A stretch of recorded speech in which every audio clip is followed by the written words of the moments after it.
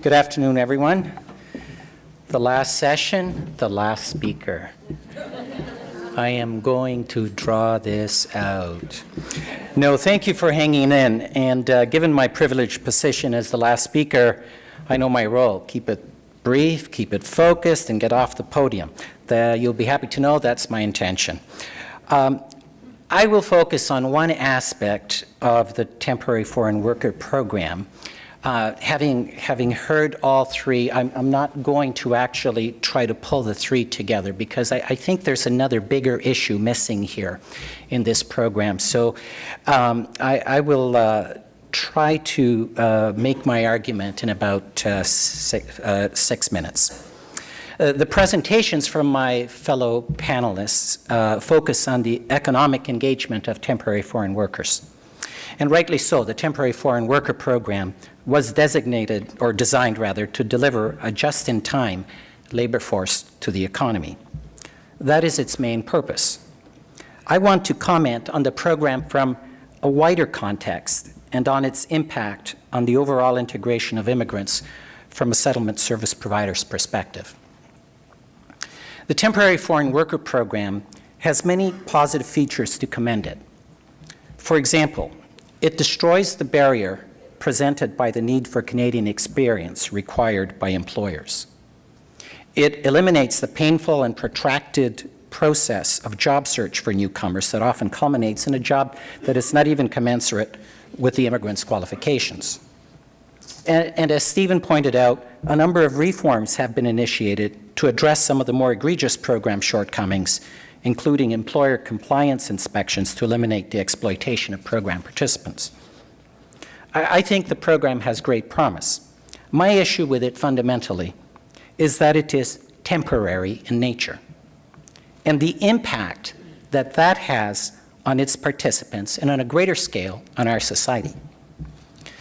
The Canadian Experience Class and the provincial nominee programs make it possible for higher skilled temporary foreign workers to apply for permanent residence after a period of continuous employment.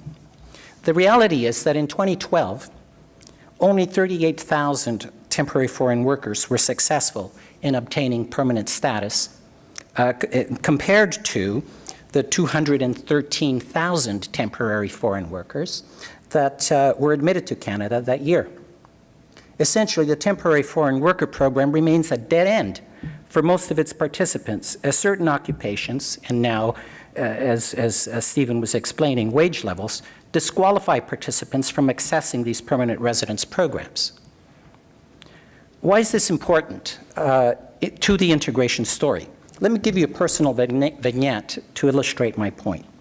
When I was a little boy, I used to enjoy sitting at the kitchen table listening to my father and my uncle trade stories about their time as Italian workers in Switzerland and in Belgium. Their stories were entertaining and played on many funny misunderstandings between these cultures. But underlying these tales was a sense that they could just as not have been Martians in those lands. It was difficult for them to engage as they felt unwelcome and alienated. This is the story of the failed European guest worker program. In contrast, Canada had set an international gold standard for integration. We had, and I purposely use the past tense because these conditions, while still present, are in the process of deteriorating. We had established a welcoming society based on principles of fairness, both institutionally and culturally. We institutionalized the welcome by allowing immigrants to become citizens after only 3 years, for example, and that's deteriorating. Nothing says that I belong more strongly than being able to say, I'm Canadian. We institutionalized it by negotiating bilateral agreements with other countries for the portability of pension entitlements. And we institutionalized welcoming communities by providing free settlement services to any immigrant who needed them, just to use a few examples. Culturally, Canadian attitudes towards immigration are the envy of the developed world. 2/3 of Canadians agree that the current high levels of immigration are the right level. Diversity is part of our DNA. Canadians rate multiculturalism as more important to our Canadian identity than hockey. As a service provider, I find it a lot easier to engage employers, volunteers, and philanthropists in this environment. And it is much easier for politicians to pass immigrant-friendly policies in this environment.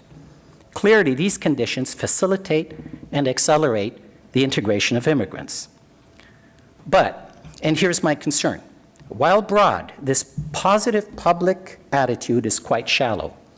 I think Minister Weil, her comment yesterday was that public opinion on diversity is fragile, she said.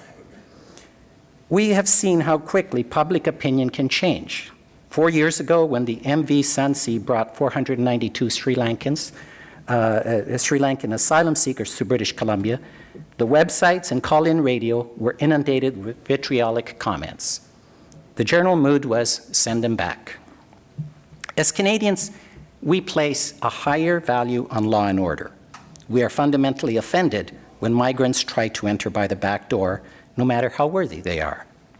And so this is the context that gives rise to my concerns about the Temporary Foreign Worker Program. Human nature being what it is, it's a foregone conclusion that when temporary foreign workers' work visas expire, a significant number will go underground rather than return home. This will poison public opinion as it has in Europe. Unfortunately, the public does not distinguish well between classes of immigrants, and we will see a general backlash to immigration. The other issue is that the Temporary Foreign Worker Program destroys the traditional win-win approach to immigration. The program is a one-way street, as the sole consideration for it are Canada's and the employer's interests. Many of the benefits and services available to other immigrants are unavailable to this group. There's a simple fix to these troubling scenarios. Extend the option for permanent status to all temporary foreign worker participants, irrespective of skill level and wage level.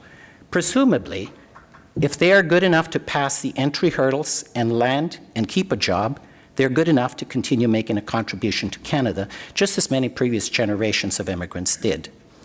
Additionally, I would keep the basic Temporary Foreign Worker Program design of a labor market-driven program, as it does effectively, as we heard from the presentations, effectively eliminate the barriers to suitable employment.